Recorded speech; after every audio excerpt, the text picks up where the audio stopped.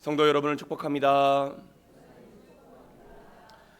지금이야 정전이 잘 나지 않지만 제가 어린 시절만 하더라도 주기적으로 정전이 났었습니다. 이렇게 이야기하니까 제가 되게 옛날 사람처럼 들리긴 하는데 우리나라도 전기 수급이 원활하게 이루어진 게 그리 오래된 일이 아닙니다. 그래서 그때를 대비해 집에 양초를 사다 놨던 기억이 지금도 어렴풋하게 납니다. 저는 어린 시절 이 일련의 경험을 통해 우리 사람이 살아가는 데 있어서 빛이 얼마나 중요한지를 깊게 체험하게 되었습니다.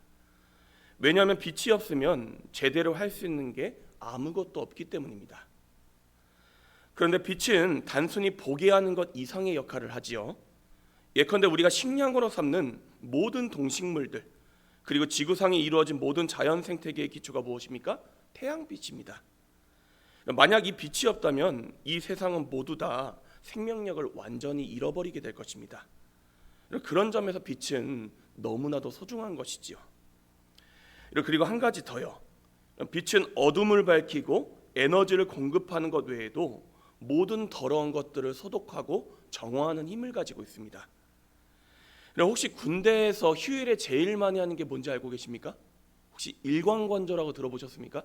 이제 모포나 이불들을 갖다가 햇볕에 말려가지고 소독을 해가지고 전염병을 예방하는 것입니다.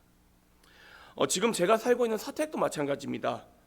제가 작년에 자는 방으로 만든다고 해가지고 암막 커튼을 치고 완전히 빛을 가려놨던 그 방이 있었습니다. 그랬더니 습기는 물론 벌레가 얼마나 꼬이는지 모릅니다. 그래가지고 다시 그 암막 커튼을 갖다 떼어내고 빛이 들어오게 했더니 신기하게도 벌레가 싹 사라지더라고요. 그런데 왜 이런 이야기를 드리냐? 오늘 예수님께서도 스스로를 가리켜 이렇게 말씀하셨기 때문입니다. 뭐라고 하셨지요? 나는 세상의 빛이다. 함께 따라하겠습니다. 예수님께서는 세상의 빛이십니다. 예수님께서는 우리의 빛이십니다. 고백하십니까? 이 말씀인즉 우리가 예수님을 모셔야지만 어두운 인생길 앞으로 나아갈 수 있고, 뿐만 아니라 그 이름을 힘입어 생명을 얻고 모든 더러운 죄악들을 씻어낼 수 있다는 것입니다. 저와 여러분의 생명의 근원이 누구시라는 거예요? 예수님이십니다. 왜냐하면 예수님은 빛이시기 때문입니다. 그러니 어떻게 해야겠습니까? 주님을 범사에 인정해드려야 합니다. 예수님께서는 마태복음 5장 14절에서 이렇게 말씀하십니다. 사람이 등불을 켜서 말 아래 두지 아니하고 등경 위에 두나니 이러므로 집안 모든 사람에게 비치느니라. 보통 우리가 방 안에 등을 달면 어디에 달지요? 천장에 답니다. 왜냐하면 그래야만 방 구석구석에 빛이 비추이기 때문입니다. 마찬가지입니다. 우리는 예수님을 모시되 우리 마음 주변이나 우리의 삶 구석이 아니라 우리 마음보다 중심 가운데, 그리고 우리의 삶 한가운데 모시고 주님을 중심으로 살아가야 된다는 것입니다. 왜냐하면 예수님께서는 세상의 빛, 우리의 빛이시기 때문이죠. 하지만 많은 이들이 빛 대신 주님을 엉뚱한 곳에 모셔드리고 있습니다. 가장 잘 보이는 곳이 아니라 구석진 곳에 예수님을 모셔드리고서는 정작 자신의 보좌 위에 세상 어둠의 것들을 올려두고 살아갑니다. 그러니 어떻게 되겠습니까? 점점 힘은 잃어가고 결국 어둠에 잠식되게 된다는 것이지요. 따라서 오늘 말씀 앞에서 우리는 지금 빛 대신 예수님을 어디에 모시고 있는가, 우리의 중심인가 아니면 변방인가를 살피고 이제는 예수님의 예수님 되심에 합당하게 그분을 모셔드릴 수 있어야 된다는 것입니다. 저는 어린 시절 하늘에 떠 있는 달을 보며 그런 생각을 하곤 했었습니다. 달이 태양보다 더 대단하다. 왜냐하면 태양은 낮에 떠 있으니까 저 정도이지만, 아니 저 달은 어두운 밤에도 저만큼 밝으니 말이다. 이 생각이 맞습니까? 틀립니까? 틀리죠. 달이 밝은 이유가 무엇이죠? 태양빛을 반사하기 때문입니다. 이 말인즉 달은 태양이 없으면 아무런 빛을 내지 못한다는 것입니다. 하지만 태양은 다릅니다. 달은 무언가의 도움 없이도 스스로 빛을 냅니다. 그래서 항성 혹은 별이라고 우리가 칭하지요. 주님께서도 마찬가지십니다. 오늘 본문을 보십시오. 바리새인들이 예수님을 향해 당신 스스로 당신을 증언한 것은 옳지 않다 따지거든이 뭐라고 말씀하셨지요? 우리 말씀을 같이 한번 읽어볼까요? 14절 말씀입니다. 14절 같이 한번 읽어보겠습니다. 시작.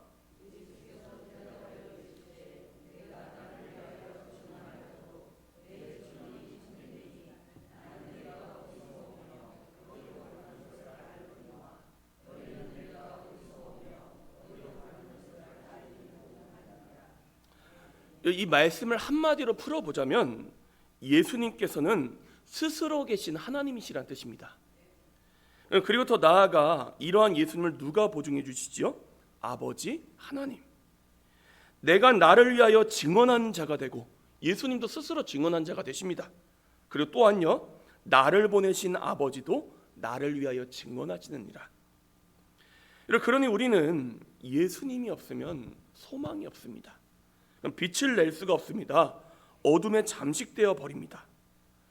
따라서 중요한 건 늘 빛 대신 예수님과 동행을 해야 하며 그분께로 빛을 받아, 공급을 받아 빛으로 살아갈 수 있어야 된다는 것입니다. 저는 오늘 말씀을 읽으시면서 우리 성도님들께서 이 한 가지를 꼭 기억하고 나아가셨으면 좋겠습니다. 함께 따라 고백해볼까요? 나는 빛이 아닙니다. 나는 별이 아닙니다. 주님께서 빛이시며 예수님께서 빛나는 새벽별이십니다. 고백하십니까? 여러분, 빛이 없으면 뭐밖에 없습니까? 어둠밖에 없습니다. 예수님이 안 계시면 우리가 누구라는 거예요? 어둠이라는 것입니다. 여러분, 우리가 이걸 기억해야 합니다. 나는 빛이 없으면 어둠에 불과하다. 하지만 빛 대신 예수님이 우리 가운데 계시면 우리 또한 뭐로 변한다고요? 빛으로 변한다. 이 신앙의 원리를 꼭 기억하실 수 있기를 바랍니다. 그러니 다시 한번 우리 성도님들께 당부를 드립니다. 예수님을 가까이 하시기를 바랍니다. 우리가 분주하게 살아가는 우리의 삶도 중요하긴 하지만 제일 중요한 것은 무엇이냐? 빛 대신 예수님을 우리의 중심 가운데 모시는 것입니다. 범사에 그분을 인정하시기를 바랍니다. 그분을 여러분의 삶 구석에 두지 마시고 중심에 가장 높은 보좌 위에 올려드리시기를 바랍니다. 그러면 빛 대신 예수님께서 모든 어둠을 몰아내시며 우리의 죄악을 치유하시며 우리가 살아갈 수 있는 힘과 능력을 공급해 주실 것입니다. 이를 깊게 체험하는 우리 모두가 될 수 있기를 다시 한번 더 축복합니다. 한 가지 말씀을 더 나누고 오늘 설교를 마치고자 합니다. 16절에서 예수님께서 이렇게 말씀하셨죠. 만일 내가 판단하여도 내 판단이 참되니 이는 내가 혼자 있는 것이 아니요 나를 보내시니가 나와 함께 계심이라. 그리고 18절에서 하나님 아버지께서 예수님을 어떻게 하신다 제가 말씀드렸습니까? 나를 보내신 아버지도 나를 위하여 증언하시느니라. 예전 제가 어린 시절에 있었던 일입니다. 당시 저는 학교에서 수련회를 갔었고 다 같이 캠프파이어를 하던 도중 화장실이 급해 숙소로 가고 있었습니다. 그런데 지나가던 수련회 교관 있지 않습니까? 이 교관께서 저를 보더니 제가 숙소에 물건 훔치러 가고 있는 게 아니냐 이렇게 저를 갖다 추궁하시는 거예요. 저는 아니라고 항변을 했지만 계속해서 저를 몰아가셨습니다. 그래서 너무 억울해서 울먹이고 있는데 함께 숙소로 돌아오시던 선생님 한 분께서 이 모습을 보시고서는 저를 변호해 주시는 거예요. 신인은 그럴 애가 아닙니다. 이렇게 말씀을 해주셨더니 그 교관이 멋쩍어하며 갈 길을 가셨고 저는 그렇게 해서 그 상황을 모면할 수 있었습니다. 이때 선생님께 얼마나 감사하던지요. 그리고 저는 이 경험을 통해서 누군가에게 평소에 인정받는 게 참 중요한 일이다, 이 사실을 깨닫게 되었습니다. 예수님께서도 마찬가지셨습니다. 바리새인들은 예수님이 틀렸다 이야기했지만 먼저는 예수님 스스로 온전히 선하신 분이셨으며 무엇보다 누가 예수님을 보증하신다 말씀하셨습니까? 하나님 아버지께서. 저는 이 모습을 바라보면서 물론 제가 예수님만큼 같은 위치에 가겠다 이런 뜻은 아니지만 나도 예수님처럼 하나님께 인정받는 삶을 살아가겠다, 이러한 도전을 받게 되었습니다. 여러분 한번 구약 성경 가운데 욥을 떠올려 보십시오. 욥 다 누군지 알고 계시죠? 욥기서의 주인공. 사탄이 온 땅을 두루 다니다가 하나님 앞에 나타나자 주님께서 어떻게 하셨지요? 그 앞에서 욥을 자랑하셨습니다. 그러고는 이렇게 말씀하셨어요. 얘 내가 보증하는 얘야. 정말 믿음의 사랑이야. 어떤 목사님께서는 이 말씀을 읽으시고는 이렇게 표현을 하시더라고요. 욥은 하나님의 자존심이었다. 저는 이 표현이 너무 귀하게 와닿더라고요. 하나님께서 우리 문내면을 떠올리실 때 우리 신명교회를 떠올리시고 뭐라고 고백하신다고요? 신명교회는 나의 자존심이야. 아무개 목사, 아무개 장로, 아무개 집사 권사는 내 자존심이야. 심지어 사탄 앞에서도 자신 있게 내밀 수 있는 그런 사람. 그런 사람이 된다면 얼마나 귀한 일이겠습니까? 그렇습니다. 우리 또한 예수님처럼 욥처럼 하나님께서 인정하시고 하나님께서 자신 있게 내세울 수 있는 존귀한 하나님의 자녀로 설 수 있어야 된다는 것입니다. 그러므로 오늘 말씀 앞에서 지금 우리의 모습을 돌아볼 수 있기를 바랍니다.